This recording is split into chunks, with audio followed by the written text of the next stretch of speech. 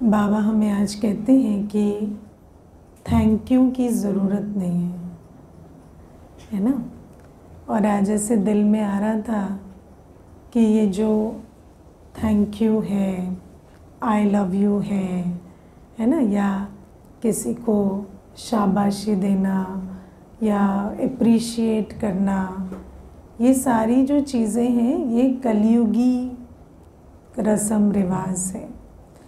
क्योंकि आजकल क्या होता है कि व्यक्ति मुख से तो थैंक यू कहता है लेकिन उस थैंक यू का मान नहीं रखता है ना। तो बाबा भी हमें कहते हैं कि मैं तुम्हारी इतनी पालना करता हूँ, तुम्हें इतना पढ़ाता हूँ, इतना कुछ देता हूँ, तो तुम्हें थैंक्स कहने की ज़रूरत नहीं है। जिस लक्ष्य से मैं ये सब कुछ कर रहा हूँ उस लक्ष्य को समझ, तुम अगर लायक बनते हो तो वो थैंक्स ही है ना। बाबा कहते कि टीचर को थैंक्स थोड़ी बोलते हैं, टीचर से तो पढ़ते हैं तो मैं पढ़ाने आया हूँ तो तुम पढ़कर लायक बनेंगे तो वो थैंक्स ही है। और बाकी थैंक यू कहें और लायक बने ना, तो वो थैंक्स क्या है, वो तो लंगड़ी थैंक्स है ना जिसमें कोई ताकत नहीं है। तो बाबा ये भी बहुत अच्छी बात आज समझाते हैं कि थैंक यू तो तब है जब बाबा जिस लक्ष्य से आए हैं, जो इतना समय हमें दे रहे हैं, इतनी समझाने शक्ति दे रहे हैं, उसको हम धारण करके और लायक बन जाएं तो ऑटोमेटिक थैंक्स हो गया है ना।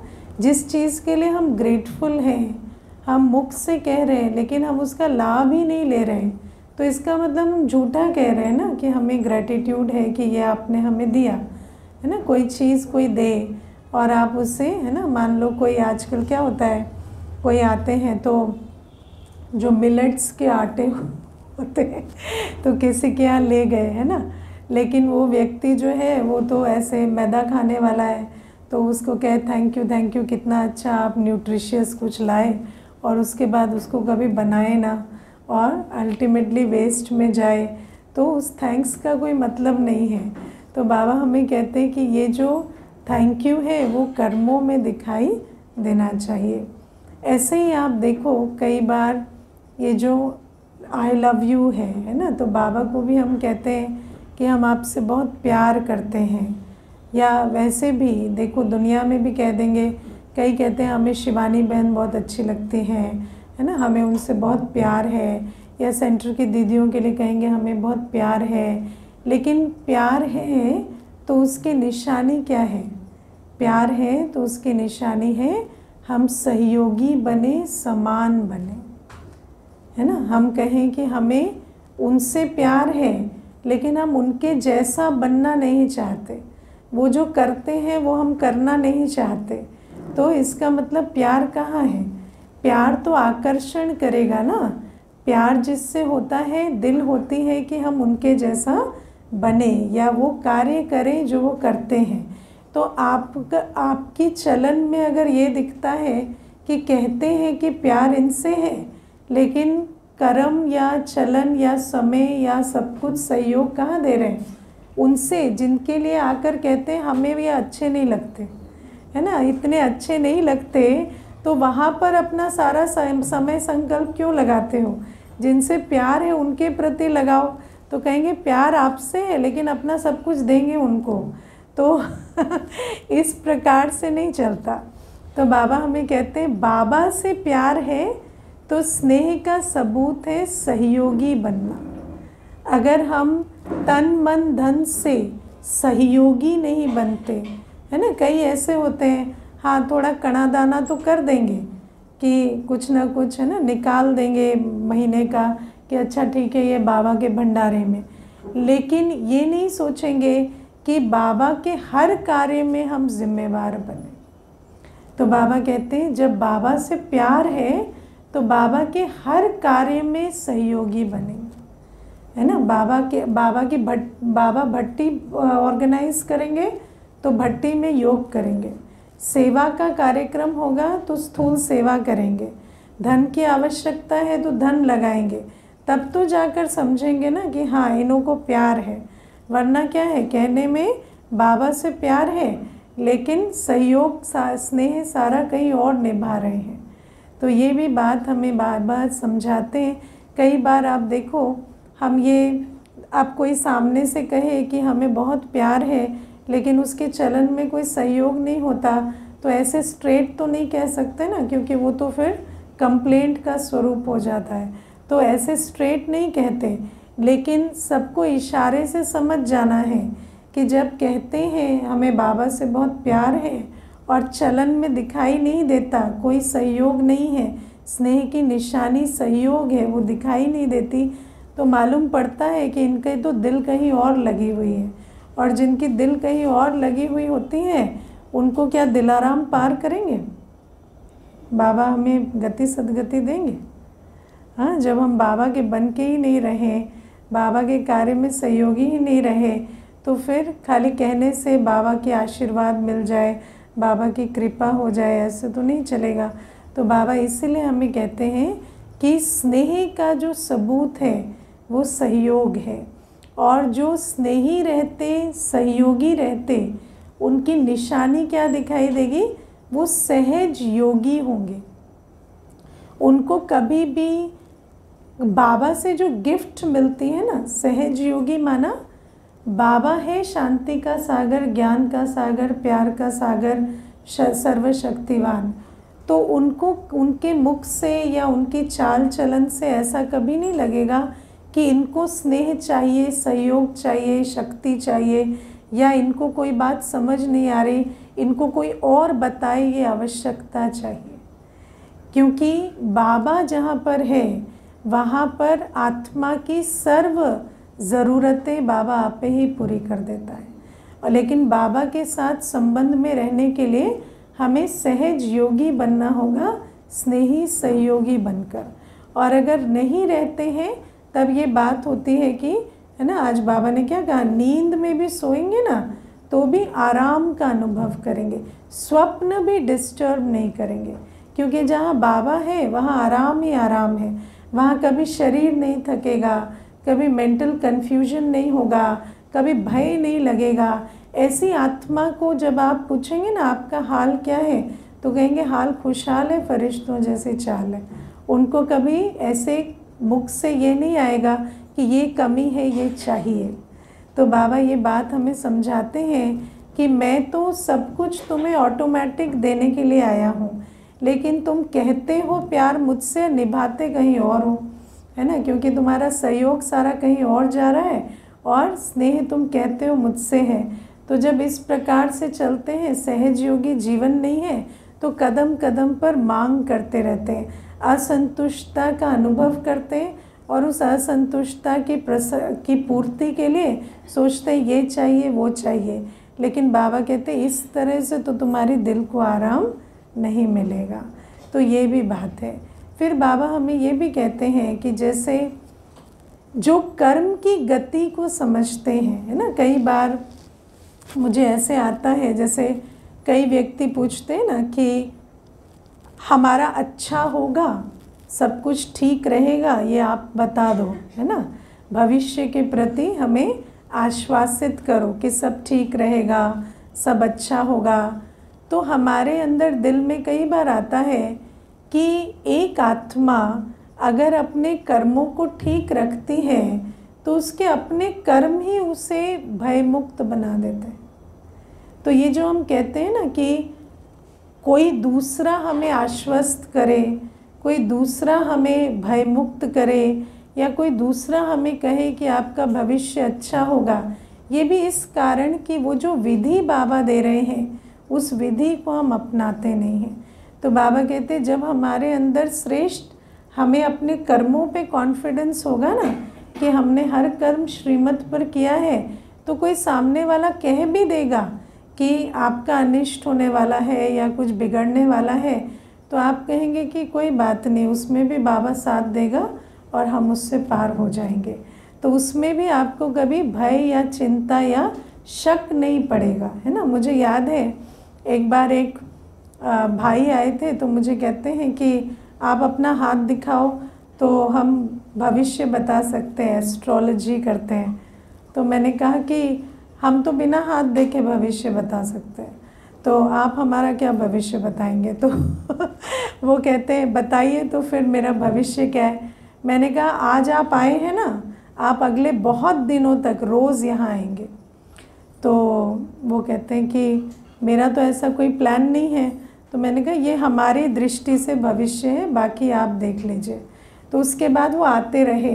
तो एक दिन मुझे क्या कहते हैं कि आपको कैसे पता चला कि मैं यहाँ आता रहूँगा और मैं रुकूँगा नहीं? तो मैंने कहा मुझे कुछ नहीं पता। हमें बाबा ने कहा है कि भविष्य के बारे में पता नहीं करना है, भविष्य क्रिएट करना है। तो जो हम चाहते हैं वो हमने आपके मन में संकल्प का बीज बोया। हम ये चाहते हैं कि आप बाबा के घर रोज़ आए। तो जब आप पहली बार आए तो हमने कहा आप रोज़ आएंगे। अब आप वरदानी मूर्त हैं तो आपने उस वरदान को स्वीकार किया। तो वो कहते पता नहीं, मैं जब घर गया तो मैं बैठा सोचने कि इन्होंने ऐसे कैसे कहा मैं रोज़ जाऊंगा, तो वो थॉट से मैं फ्री ही नहीं हो सका, है ना। तो इसीलिए मैं फिर से आया। वो थॉट इतना क्रिएट किया कि मैं फिर से आया। आपको इसके बारे में कहानी मालूम है? अभी अभी बोलते बोलते मुझे याद आई कि एक बार शायद बुद्ध की कहानी आती है। तो कहते हैं कि कोई गए बुद्ध के पास और बिजनेसमैन थे। तो उन्होंने कहा कि मुझे मेडिटेशन सीखना है। तो बुद्ध ने कहा ठीक है, 3 दिन के बाद आ जाना, लेकिन 3 दिन तक बंदरों के बारे में मत सोचना, है ना। Don't think about monkeys. तो उसको बहुत गुस्सा आया। वो सोचे कि मैं क्यों बंदर के बारे में सोचूंगा, मैं व्यापारी आदमी हूँ, मैं अपने काम धंधे के बारे में सोचूंगा। ये क्या महात्मा है, ये कहते हैं बंदर के बारे में मत सोचना, और 3 दिन बाद बुलाना था वैसे ही कह देते, ऐसे कह के मुझे भेज दिया, मेरा टाइम वेस्ट किया। तो ऐसे चिढ़ते कुढ़ते वो बाहर निकल गया। अब वो क्या करे, वो जहाँ बैठे वो उसको खाली बंदर ही बंदर की सोच क्योंकि जो कहेंगे कि ये नहीं सोचना है तो अंदर चलेगा। तो जब 3 दिन के बाद वो गया तो बुद्ध को कहते हैं कि मेडिटेशन रहने दो, ये बंदरों को भगाओ। ये जो पिछले बार आया था तो बंदर आपने मुझे जैसे मेरे पीछे लगा दिए हैं, और इन बंदरों को भगाओ। तो ये जो बात है ये क्यों सुना रही हूँ, क्योंकि बाबा हमें कहते हैं कि संकल्प ऐसी चीज़ होती है, आप संकल्प का बीज बो दो तो वो अपना काम कहीं ना कहीं करते रहता है। तो बाबा भी हमें कहते हैं कि हम अपने संकल्पों से, अपने कर्मों से अपना भाग्य बनाते हैं। इसमें किसी की आशीर्वाद या कृपा की बात नहीं है। इवन हम बाबा के पास भी आते हैं तो बाबा अपने मुख से स्वयं कहते हैं मैं आशीर्वाद या कृपा नहीं करता, मैं तो तुम्हें रास्ता बताता हूँ, ऐसा करो तो ऐसा मिलेगा, अगर करते चले जाते हैं तो मिलता चला जाता है। तो ये बाबा आज कहते हैं। फिर बाबा आज हमें कहते हैं कि तुम्हें बाबा पर और बाबा की पढ़ाई पर संपूर्ण निश्चय होना चाहिए, है ना। क्यों? क्योंकि निश्चय बुद्धि विजयंती है। ठीक है, विजय किनकी होगी? जिनको निश्चय होगा। जिनको निश्चय नहीं है ना वो इस निश्चय के आधार से चलेंगे ना विजय पाएंगे। जो क्या क्या क्यों क्यों कैसे कैसे प्रूफ करते रहेंगे उनको कभी प्रूफ नहीं मिलेगा और वो उस शक्ति का कभी लाभ नहीं ले सकेंगे। तो बाबा हमें कहते हैं निश्चय बुद्धि विजयंती है। तो तुम्हें बाबा पर और बाबा की कही हर बात पर, बाबा की पढ़ाई पर संपूर्ण रूपेण निश्चय होना चाहिए, है ना। अब निश्चय कैसे होता है? तो आप देखो कि निश्चय करने से होता है ना। जिसका संस्कार निश्चय बुद्धि का नहीं है ना, आजकल क्या है मोस्टली संशय बुद्धि होते हैं। हर बात में डाउट करना, हर बात में शक करना, ये एक संस्कार आत्माओं ने बनाया है। अगर हमारी बुद्धि संशय बुद्धि है तो हमें बाबा पर भी निश्चय करने में बहुत मुश्किल होगी, है ना। अब बाबा हमें कहते हैं कि मैं परमात्मा हूँ, मैं ब्रह्मा तन में प्रस्तुत हुआ हूँ तुम्हारे लिए, परम धाम से आया हूँ तुम्हारे लिए। कई व्यक्ति कहते हैं कि इसका प्रूफ क्या है, ठीक है, तो हम उनको क्या कहते हैं, प्रूफ मानने वाले के लिए होता है, नहीं मानने वाले के लिए कभी कोई प्रूफ नहीं होता। होता है जो निश्चय बुद्धि होता है उसके लिए प्रूफ होता है। वो तो छोटी सी बात से भी मान जाएगा कि शास्त्रों में लिखा है ना कि ब्रह्मा के द्वारा स्थापना होती है, तो कोई तो करते हैं, निराकार भगवान है तो प्रवेश करके स्थापना करते हैं। वो कहेगा हाँ बात तो बिल्कुल ठीक है। क्यों? क्योंकि उसकी बुद्धि निश्चय बुद्धि है। और जो नहीं मानने वाला है उसके लिए कोई प्रूफ नहीं होता है ना। जैसे मैं आपको एक छोटी सी बात बताती हूँ। आजकल दुनिया में एंग्जाइटी और फियर बहुत देखने में आता है। मनुष्य कहता है मुझे हर बात में डर लगता है, मुझे हर बात में चिंता होती है। अब उनको आप निश्चिंत बनाने के लिए कितना भी प्रूफ दे दो कि यहाँ तो कोई खतरा नहीं है, यहाँ तो कोई ऐसी बात नहीं है, लेकिन वो निश्चिंत नहीं हो सकता, क्योंकि उसका डर, उसका भय कहाँ है? उसकी बुद्धि में। जो चीज़ बाहर होती है उसका निवारण हो सकता है, जो चीज़ अंदर होती है उसका निवारण स्वयं को स्वयं करना पड़ता है। इसीलिए बाबा हमें कहते हैं अगर तुम्हारी बुद्धि ही संशय बुद्धि है तो उस संशय बुद्धि के लिए कोई प्रूफ नहीं है। उस संशय बुद्धि के लिए कोई ऐसा प्रूफ नहीं है कि ये भगवान है और ये ऐसे सिद्ध होता है और वैसे सिद्ध होता है। मुझे तो आज तक जिसने भी पूछा है इसका क्या प्रूफ है, तो मैं कहती हूँ कोई प्रूफ नहीं। मानना है तो मानो, नहीं मानना है तो मत मानो, है ना। तो ये जो बात है, अभी देखो हम कितनी सारी चीज़ों को मानते हैं।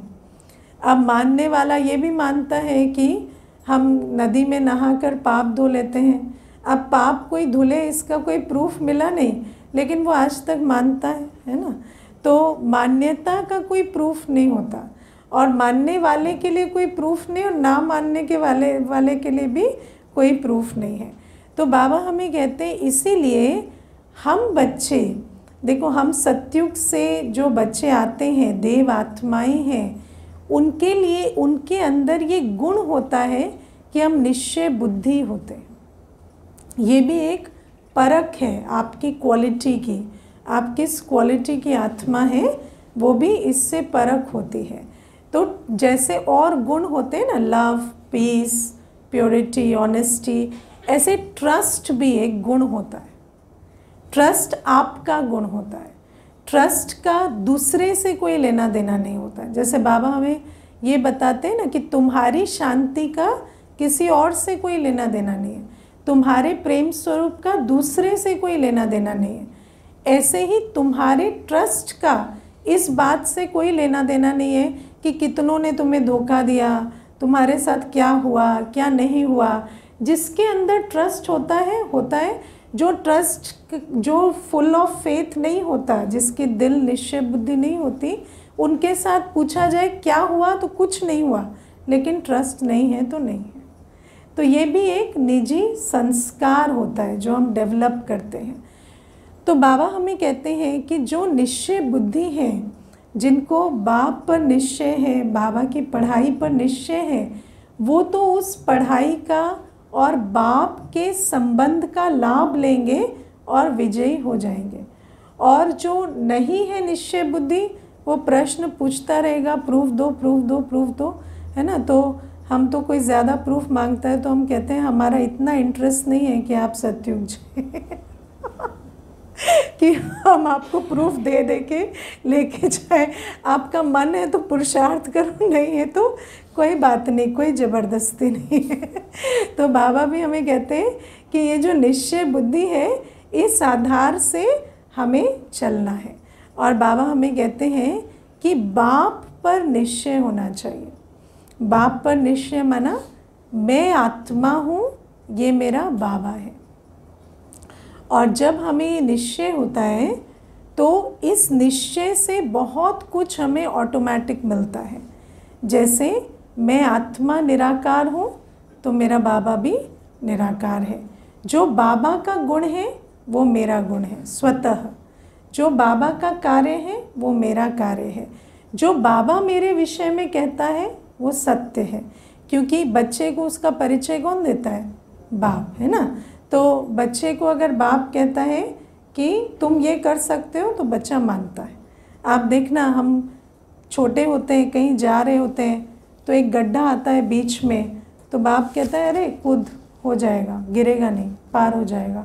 तो हम कूदते हैं और पार हो जाते हैं। लेकिन अगर बाप कहता है नहीं ये बड़ा है, इसमें नहीं कूदना, गिर जाओगे, तो हम कभी नहीं कूदते और हमें लगता है कि शायद हम उसे पार नहीं कर सकते। तो माता पिता बच्चे की हद भी तय करते हैं। माता पिता जो कहते हैं वो बच्चे के लिए उसकी हद भी तय करता है। तो बाबा हमें कहते हैं कि तुम मुझ पर निश्चय रखो कि मैं तुम्हारा बाप हूँ। मैं, जैसा मेरा स्वरूप है, जैसे मेरे गुण हैं, जो मेरी शक्तियाँ हैं वो तुम्हारी शक्तियाँ, तुम्हारे गुण भी हैं। और जो मैं कर सकता हूँ वो तुम भी कर सकते हो। आप देखो, कोई पिता होता है, बिजनेसमैन होता है, तो बच्चे को बचपन से लगता है बिजनेस तो मेरे खून में है। क्या कहते हैं? बिजनेस तो मेरे खून में है, हम क्यों नहीं कर सकते जब पिता कर सकता है। तो बाबा कहते हैं इस प्रकार से बाबा पर निश्चय रखने से हमें ज्ञान गुण शक्ति का अधिकार मिल जाता है, और साथ में कर्तव्य की जिम्मेवारी का भी भान मिलता है, और साथ में कर्तव्य की शक्ति भी मिलती है। हमें लगता है बाबा अगर इतनी बड़ी पतित दुनिया को पावन बना सकते हैं तो मैं छोटे से अपने आसपास को तो पवित्र बना ही सकती हूँ, है ना। भले ही ऊंचा स्वमान अभी तक नहीं भी आया तो सोचेंगे कम से कम खुद को तो पावन बना सकते हैं, या किसी 2-4 को के अंदर तो पवित्रता का जो तंत्र है वो डाल ही सकते हैं। तो बाबा हमें ये बात कहते हैं कि बाप पर निश्चय रखो कि ये मेरा बाबा है। आप अपने आप को जब योग में देखते हैं तो बाबा के गुण सो मेरे गुण, बाबा की शक्तियाँ जो मेरी सो मेरी शक्तियाँ, बाबा का संस्कार सो मेरा संस्कार। बाबा का संस्कार क्या है? विश्व कल्याण, है ना, रहम दिल विश्व कल्याणकारी। तो जैसे बाबा विश्व कल्याणकारी है, मैं आत्मा भी मास्टर विश्व कल्याणकारी हूँ। तो जब बाप पर निश्चय होता है तो हमें बाप समान बनने में मेहनत नहीं होती, है ना। और बाबा कहते हैं ऐसे ही सिमिलरली बाबा की पढ़ाई पर भी हमें पूरा निश्चय होना चाहिए। जो भी बाबा हमें बताते हैं, अब आप देखो आत्मा के संदर्भ में भी बाबा जो हमें ज्ञान देते हैं वो पहले हमें कभी नहीं मिला। आत्मा का आदि मध्य अंत किसी ने हमें बताया क्या कि तुम देवात्मा थे, है ना? नहीं ना। किसी ने बताया कि तुम संपूर्ण निर्विकारी थे? बाबा हमें बताते हैं। तो क्या हमें निश्चय होता है कि मेरा आदि अनादि स्वरूप संपूर्ण निर्विकारी का है? अब आप बोलो कोई प्रूफ दे, कोई कहे कि प्रूफ दो कि हम देवात्मा थे, तो उसका कोई प्रूफ तो है नहीं।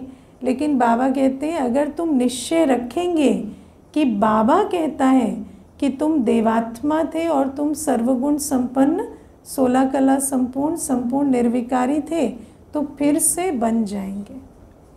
तो बाबा कहते हैं जो भी बाबा की पढ़ाई है, चाहे आत्मा के बारे में, चाहे बाबा के बारे में, चाहे ड्रामा के बारे में, उस पढ़ाई पर भी हमें पूरा निश्चय रखना है। ठीक है, रखते हैं इतना निश्चय? इतना निश्चय बुद्धि होकर चलते हैं, क्योंकि निश्चय बुद्धि ही विजयंती है। जिन्होंने निश्चय रखा है ना, देखो छोटी सी बात है, हमें बड़ी दीदी बताते थे कि जब ज्ञान में चले, है ना, दादियाँ चले, तो उस समय पर भी विनाश की मुरलियाँ चलती थी कि विनाश होगा। तो दादियों ने सोचा कि अभी 4-5 वर्ष में हो जाएगा, ठीक है, तो निश्चय रखा, फिर विनाश तो हुआ नहीं। फिर दीदियाँ आए, है ना, जो आज दीदियाँ कहलाते, वो आए। जब वो आए तब भी विनाश की मुरली चलती थी, तो वो सोचते थे 10-12 वर्ष में हो जाएगा, तो उन्होंने पुरुषार्थ किया। फिर आज हम आए हैं, हम भी सुनते हैं, है ना। लेकिन आप देखो, विनाश तो आज तक नहीं हुआ, लेकिन उस निश्चय के बल से दादी दादी बने, दीदी दीदी बने और हम भी नंबरवार बन रहे हैं। तो जो पर्पस था वो तो सर्व हो ही रहा है ना। तो भले ही कोई कहे कि भगवान ने कहा कि विनाश होगा, लेकिन विनाश तो अभी तक हुआ नहीं। लेकिन भगवान ने जिस लक्ष्य से कहा वो लक्ष्य पूरा हो गया, क्योंकि जिन्हों को 70 साल तपस्या करनी थी वो 70 साल तपस्या करके दादियाँ बने, जिन्हों को 30-40 वर्ष तपस्या करके वो अवस्था बनानी थी वो उस निश्चय से बने। तो बाबा हमें इसीलिए कहते हैं कि मुझ पर निश्चय रखने से और मेरी पढ़ाई पर निश्चय रखने से तुम्हारा हमेशा कल्याण होगा। भले ही लॉजिकल माइंड से तुम सोचोगे कभी कभी, तो वो बात हो सकता है उस रूप से ना हो जैसा तुम एक्सपेक्ट कर रहे हो, क्योंकि तुम्हारा लॉजिकल माइंड और ज्ञान सागर का माइंड सेम नहीं है ना। लेकिन जो मेरे पे निश्चय रखेगा उसकी विजय ज़रूर होगी। निश्चय में के बल से कभी तुम्हारी हार नहीं होगी। तो बाबा ये बात हमें समझाते। बाबा हमें कहते हैं कि आत्मा का जो ज्ञान है कि हर आत्मा के अंदर रिकॉर्डिंग फिक्स है। क्या आप इस ज्ञान पर निश्चय रखते हैं कि आपने आज तक जो किया और आगे भी जो करना है, जो पाठ बजाना है, वो आपके अंदर ऑलरेडी नूंद है। ठीक है, अगर ये निश्चय रखते हैं तो आपके चलन में क्या खास बात दिखाई देगी? निश्चिंत रहेंगे। लेकिन क्या निश्चिंत रहते हैं? हाँ, मान लीजिए अभी आपको कहा कि अभी मुझे कहीं जाना है और आपको आधे घंटे का आगे का क्लास कराना है, तो एकदम से आके कराएंगे, है ना, क्योंकि किया है तभी तो आज आपको बुलाया गया है ना। तो फिर उसमें एक भी संकल्प नहीं चलना चाहिए। कभी भी ऐसे नहीं आना चाहिए कि ये तो कैसे होगा या किस प्रकार से ये हो सकता है, क्योंकि बाबा हमें कहते हैं कि जो भी तुमने किया, जो कर रहे हो और जो करोगे, वो सारा पार्ट तुम्हारे अंदर जैसे ऑलरेडी रिकॉर्डेड है। तो तुम्हें किसी भी बात में जो करनी भी है ना बात, उसके लिए भी कभी संकल्प नहीं चलना चाहिए ये फर्स्ट टाइम करेंगे तो कैसे करेंगे। और दुनिया में भी कहते हैं ना, there is always a first time, लेकिन there is always a first time की जगह ये कहना चाहिए but that first time is not first time, क्योंकि ऑलरेडी आपके अंदर आपने वो 5000 वर्ष पहले किया है। तो बाबा इसीलिए हमें कहते हैं कि बाबा जो भी हमें पढ़ाई पढ़ाते हैं, उस हर पढ़ाई की पॉइंट में कुछ ना कुछ शक्ति समाई है। अगर हम निश्चय बुद्धि होकर उस पॉइंट को धारण करेंगे तो वो शक्ति, वो बल हमें मिलेगा। हर ज्ञान की पॉइंट में गुण और शक्ति समाई हुई है। अब हम अपने आप से पूछें, क्या हम ज्ञान स्वरूप बने हैं या गुण स्वरूप, शक्ति स्वरूप भी बने हैं? क्योंकि कई बार कहते जानते तो हैं पर करने जाते तो होता नहीं है। क्यों नहीं होता? क्योंकि ज्ञान की पॉइंट पर निश्चय नहीं है। निश्चय अगर हो तो और उसको धारण करें तो वो ज्ञान की पॉइंट गुण और शक्ति के रूप में चेंज हो जाएगी। इसीलिए तो बाबा हमें कहते हैं ना कि सतयुग में तुम्हारे साथ ज्ञान नहीं जाएगा, लेकिन ज्ञान से जो तुमने संस्कार बनाए हैं, वो संस्कार कौन से होते हैं? क्लास कराने के संस्कार ज्ञान से संस्कार कौन से बनते हैं? जो गुण और शक्ति की धारणा होती है वो हमारे साथ जाएगी, वो हमारी पर्सनालिटी में, हमारे स्वरूप में, सतयुग में नज़र आएगी।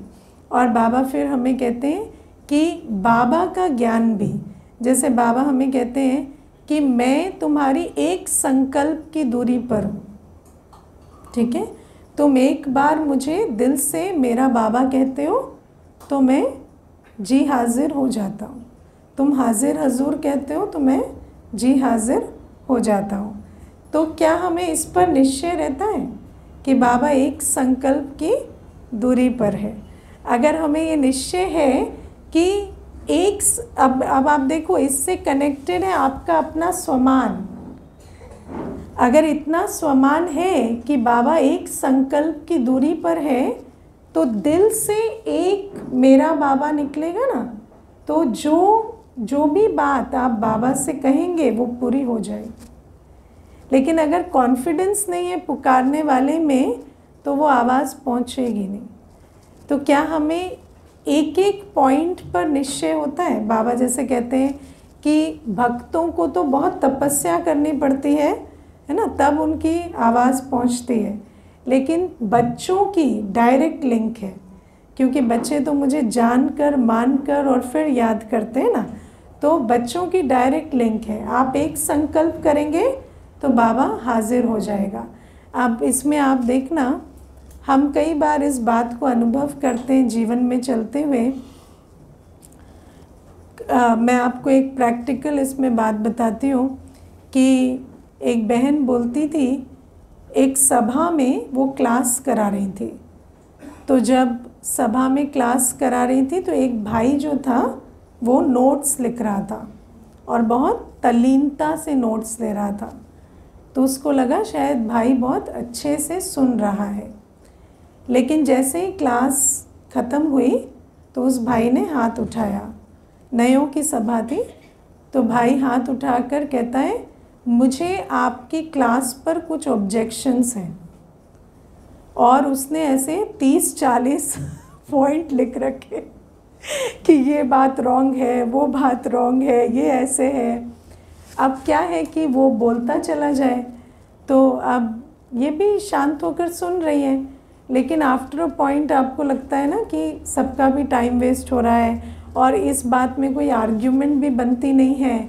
तो फिर उनको लगा कि अब मैं इस सिचुएशन को हैंडल कैसे करूं, क्योंकि कोई आपको 30-40 पॉइंट लिखकर सुनाएगा तो 30-40 मिनट तो वही बोलता रहेगा। तो फिर आप इस सिचुएशन को हैंडल कैसे करें? तो उस बहन ने क्या किया, एकदम से विड्रॉ किया और बाबा को याद किया। जैसे बाबा को याद किया तो जब नेक्स्ट देखा सामने तो लोगों ने उसको पकड़ के बिठा दिया था।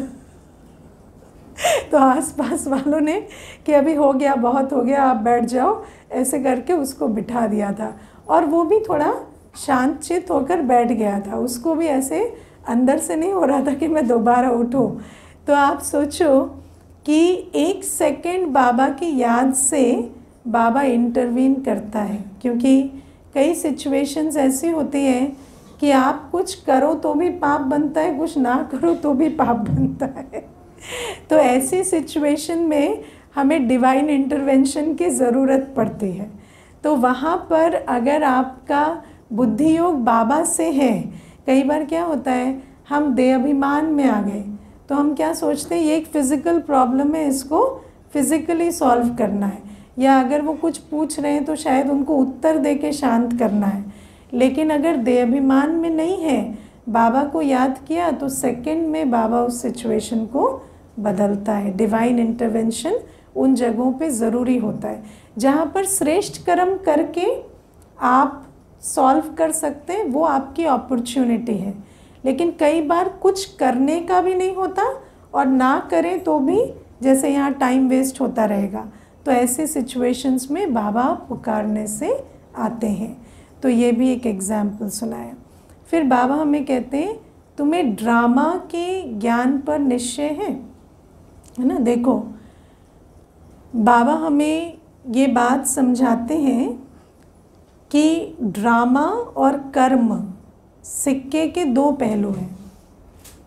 ठीक है, ड्रामा बना बनाया है और ड्रामा में हम हर सेकंड जो कर्म करते हैं उसके फल स्वरूप वो सीन सारी चलती हैं। तो सब कुछ बना बनाया चल रहा है, लेकिन हर ड्रामा की सीन के पीछे कर्म भी कॉरेस्पॉन्डिंग है। इसको थोड़ा ठीक से समझना। ऐसा नहीं है कि कोई सीन ड्रामा में अपने आप आती है, उसके पीछे कार्मिक थ्योरी भी है। जो भी ड्रामा में नूंद है, बाबा उसके लिए भी ये नहीं कहते कि मैं तुम्हें कोई ब्लेम करता हूँ कि तुमने ऐसे उल्टे कर्म किए जो ये हुआ, लेकिन उल्टे कर्म भी ड्रामा में हुए तो आज ये सीन आती है। करेक्ट। तो आपका जो कर्म का हिसाब किताब है, जो आपका ड्रामा है और जो आपका संस्कार है, वो हमेशा अलाइनमेंट में होता है।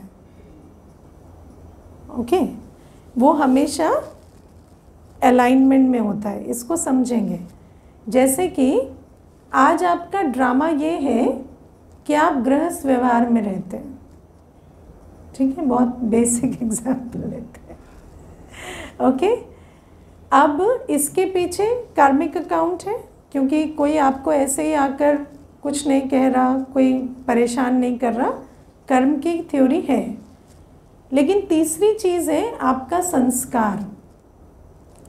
क्या अभी आप सेंटर पे रहने के लिए रेडी भी हैं?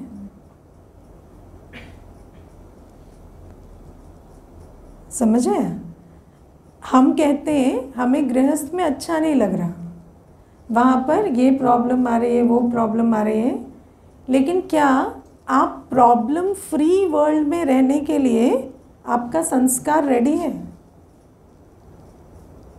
आज स्वर्ग भेज दे सबको तो सज़ा जैसा लगेगा या अच्छा लगेगा? जैसे 3 घंटे 4 घंटे भट्टी में बैठते हैं बिना मोबाइल के, बिना किसी चीज़ के, तो भी 4 घंटे के बाद एक कैसे बिहेव करते हैं पता है ना? अभी जाएंगे ना लाउंज में, ऐसे स्ट्रेच करेंगे जैसे पता नहीं बहुत पत्थर तोड़ के आए हैं, थक जाते। कई तो थकने तक भी नहीं लाते, नींद में ही पूरा योग बिता देते हैं। इससे अच्छी अपॉर्चुनिटी नहीं है बॉडी के रिचार्ज के लिए। आत्मा का तो देखा जाएगा, पहले ही सो के पूरा 2 घंटे योग बिताते हैं। तो अब आप सोचो, हम कहते हैं हमारे को हमारी परिस्थितियाँ पसंद नहीं, लेकिन हमारी परिस्थितियाँ वैसी हैं जैसा हमारा संस्कार है। अगर आज हमारी परिस्थितियाँ बिल्कुल ऑपोजिट बना दी जाएं तो शायद आप वहाँ फिट नहीं होंगे।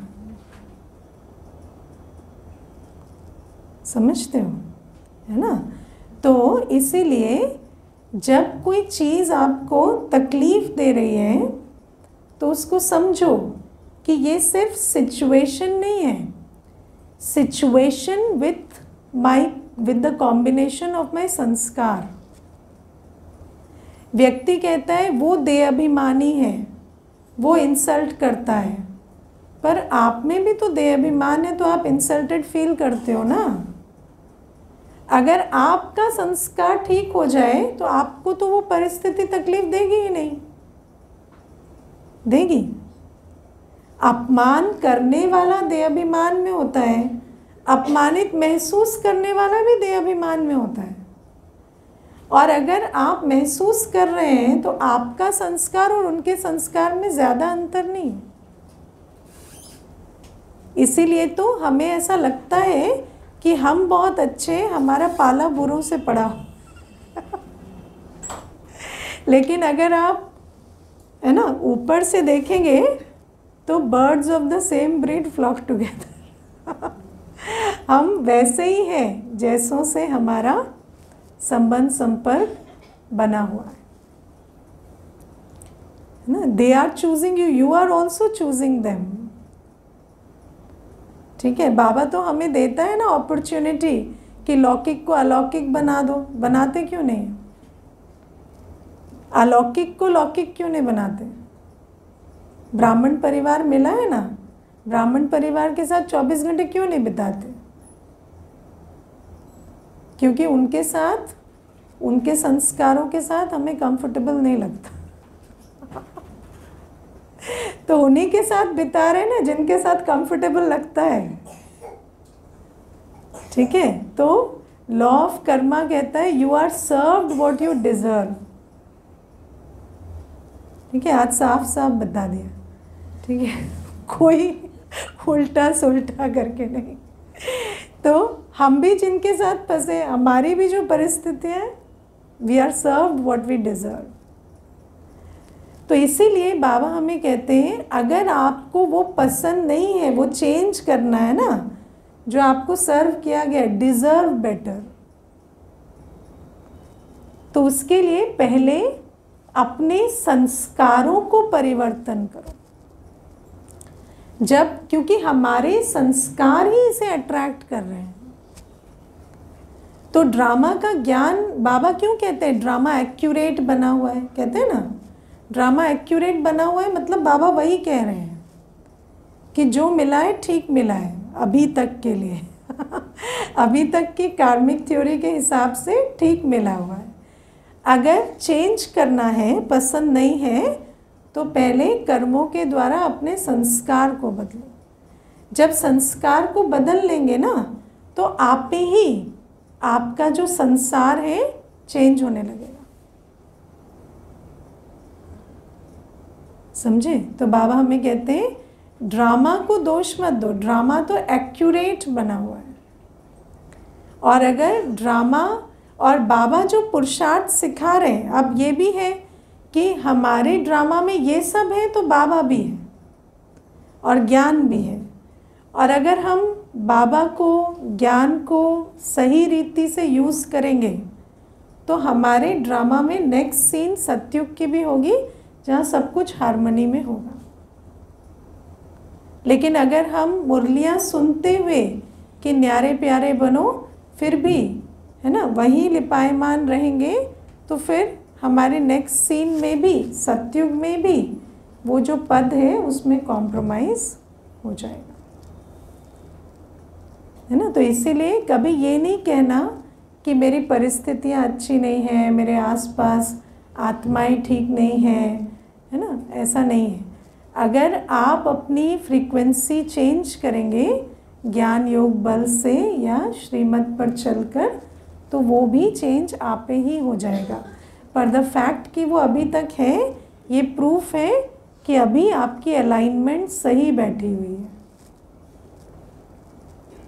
ठीक है ना। हाँ, मेरे पास एक माता आती है कई बार, तो कोर्स किया उसने, है ना। जब भी आती है तो अपने युगल, सास, ससुर, ननद, बच्चों की भी निंदा करती, बहुत निंदा करती। ये ऐसे हैं, वो वैसे हैं, वो वैसे हैं। घड़ी देख के निंदा करती है, टाइम देखती रहेगी। उसका टाइम पूरा हुआ, फिर बोली अभी जाना है, लेट हो गया, फिर चली जाएगी। फिर 15 दिन तक कोई खबर नहीं, फिर 15 दिन में आएगी, फिर निंदा करेगी, है ना। तो मैंने कहा आप निंदा तो करते हो, लेकिन मन उनके बिना नहीं लगता आपका घड़ी देख के आप दौड़ जाते हो कहते हो आप कि सेंटर पे आपको बहुत अच्छा लगता है, आके कहेगी बहुत शांति मिलती है, इतना अच्छा लगता है ना दीदी कि क्या बताऊँ। कहती है शांति यहाँ मिलती है, लेकिन दौड़ती कहाँ है? जहाँ कहती है अच्छा नहीं लगता, जिनकी बुराई करती है वहाँ दौड़ती है। तो मैंने कहा वैसे मैं आपको बताऊँ, आप सब एक दूसरे को ठीक मिले हुए तो ये बात क्यों सुना रही हूँ? क्योंकि हमारे भी अगर मनसा वाचा कर्मणा में देखें तो कहते तो हैं हमें बाबा बहुत अच्छा लगता है, बाबा से बहुत प्यार है, लेकिन अगर हमारे तन मन धन का चार्ट देखें तो कहाँ लग रहा है? जहाँ एक्चुअली प्यार है वहाँ लग रहा है। ठीक है। और अगर सच में बाबा से प्यार होगा ना, तो हम भी प्यारे बन जाएंगे, हमारा संसार भी प्यारा बन जाएगा। तो इन बातों को समझ कर चलना है। और बाबा कहते हैं माया खड़ी है गिराने के लिए, तो गफलत नहीं करनी है। गफलत मतलब डेली योग, डेली मुरली, है ना, जो भी हमारे को बाबा ने नियम मर्यादाएं बताए हैं, अगर वहाँ गफलत करेंगे तो आत्मा की स्टेज बहुत वीक है, उस स्टेज में माया गिराएगी ही गिराएगी। ओम शांति।